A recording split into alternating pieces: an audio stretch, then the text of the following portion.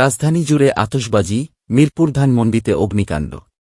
রাজধানীর মিরপুর ও ধানমন্ডি ল্যাব এইডের পেছনে আগুনের সংবাদ পেয়েছে ফায়ার সার্ভিস। মিরপুরে ডাস্টবিনের ময়লায় ও ধানমন্ডিতে একটি দোকানে অগ্নিকাণ্ডের এ ঘটনা ঘটেছে। এর মধ্যে মিরপুরে ফায়ার সার্ভিস পৌঁছানোর আগেই আগুন নিভে যায়। অন্যদিকে ধানমন্ডিতে আগুন নিয়ন্ত্রণে আনতে ফায়ার সার্ভিসের দুটি ইউনিট ঘটনাস্থলে যাচ্ছে।